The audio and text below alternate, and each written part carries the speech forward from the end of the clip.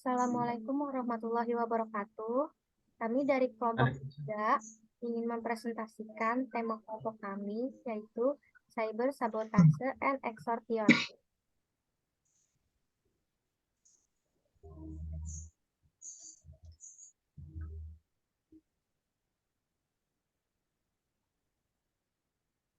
Lanjut, next.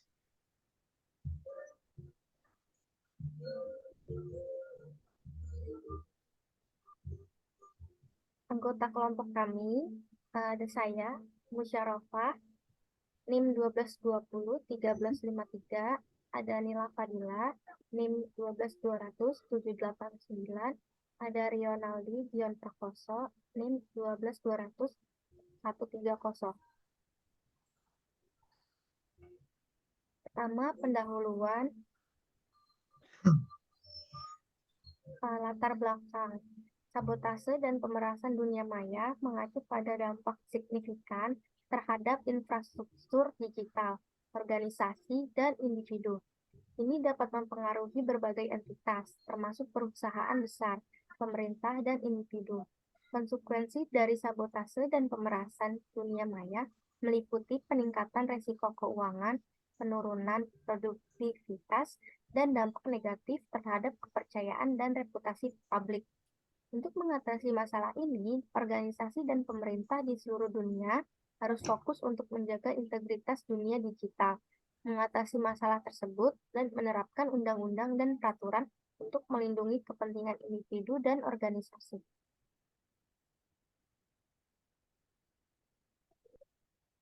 Yang kedua, landasan teori.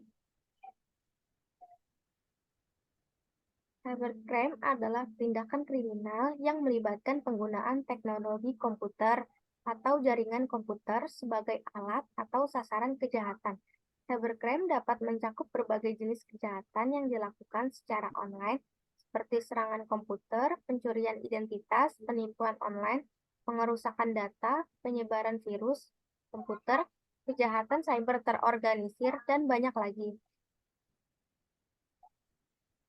Sabotase melibatkan penggunaan perangkat lunak berbahaya untuk merusak komputer, infrastruktur, atau data entitas yang menyebabkan kerugian finansial atau mengganggu operasi normal. Selanjutnya akan dibacakan oleh Nila Fadilah. Extortion atau pemerasan adalah praktik yang melibatkan ancaman untuk melakukan tindakan merugikan atau merusak ke sistem atau data korban kecuali mereka membayar jumlah tebusan yang diminta oleh pelaku. Yang ketiga, pembahasan. Motif serangan cyber sabotase and extortion. Yang pertama itu ada pembalasan sebagai cara untuk melampiaskan kebencian atau mempengaruhi keputusan dan tindakan korban. Yang kedua itu ada keuntungan. Yang kedua ada keuntungan finansial sistem korban sebagai alat pemerasan untuk meminta tebusan dalam bentuk mata uang digital. Yang ketiga ada mencuri data. Data ini kemudian dapat digunakan untuk keuntungan komersial, penipuan identitas, atau bahkan peretasan yang lebih lanjut. Yang keempat ada tujuan politik. Negara-negara atau kelompok yang terlibat dalam konflik politik dapat menggunakan serangan cyber sebagai cara untuk melemahkan lawan. Yang kelima, mengganggu operasional. Pelaku memblokir akses ke layanan untuk merugikan pesaing atau mengganggu pasar.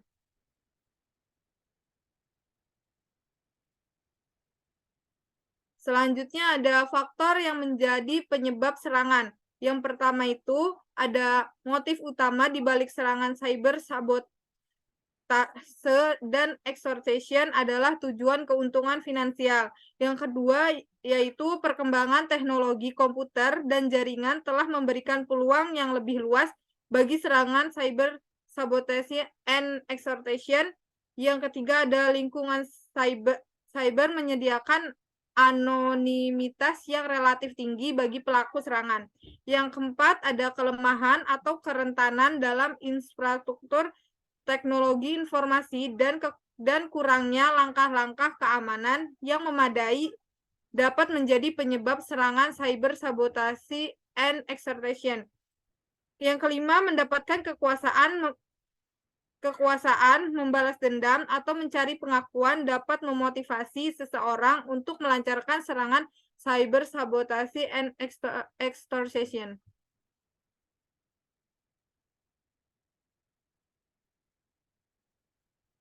Selanjutnya akan dilanjutkan oleh Rionaldi Dion.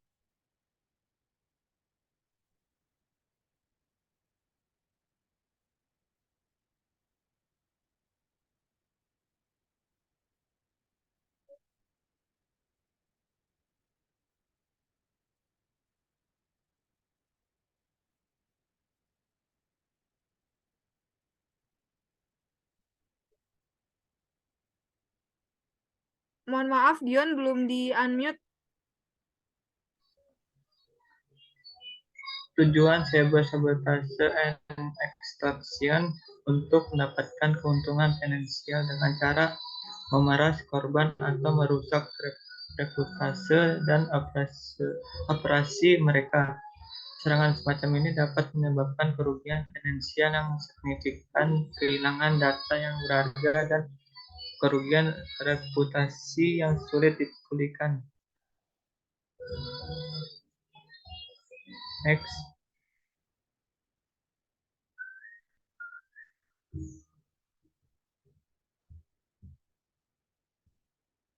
Langkah-langkah menghadapi serangan.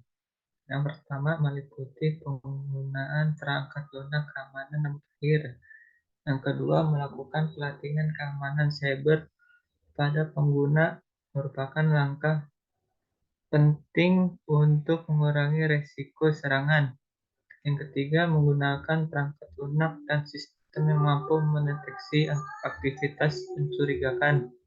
Yang keempat, menerapkan kebijakan pemulihan data yang baik sangat penting dalam mengatasi serangan ransomware. Yang kelima, melaporkan serangan kepada otoritas terkait seperti kepolisian atau lembaga keamanan cyber, memberitahu pihak yang terkena dampak serangan dan laporan kepada lembaga-lembaga yang relevan seperti CERT. Yang keenam, melakukan peninjauan keamanan secara rutin untuk mengidentifikasi celah keamanan dan memperbaiki dan dalam melindungi diri dari serangan. Di sini saya akan menjelaskan dasar hukum tentang cyber dan extortion. Di sini ada pasal 33 Undang-Undang Nomor 11 Tahun 2003, di mana di undang-undang itu terdapat informasi dan transaksi elektronik, di mana di setiap orang dengan sengaja dan tanpa hak atau melawan hukum melakukan tindakan apapun yang berakibat terganggunya sistem elektronik dan atau mengakibatkan sistem elektronik jadi tidak bekerja sebagai mestinya. Dalam hal sanksi pidana terhadap pasal 33 ditentukan oleh pasal 49 itu sendiri yang menentukan setiap orang yang memenuhi unsur sebagaimana dimaksud dalam pasal 33 dipidana dengan pidana penjara paling lama 10 tahun atau didenda sebanyak 10 miliar. Yang kedua itu ada pasal 27 ayat 4, di mana di pasal itu menjelaskan pasal pemerasan atau pengancaman setiap orang dengan sengaja dan tanpa hak mendistribusikan dan atau mentransmisikan dan atau membuat dapat diaksesnya informasi elektronik dan dokumen elektronik yang memiliki muatan pemerasan, dokumen elektronik yang memiliki muatan pemerasan atau pengancaman. Next.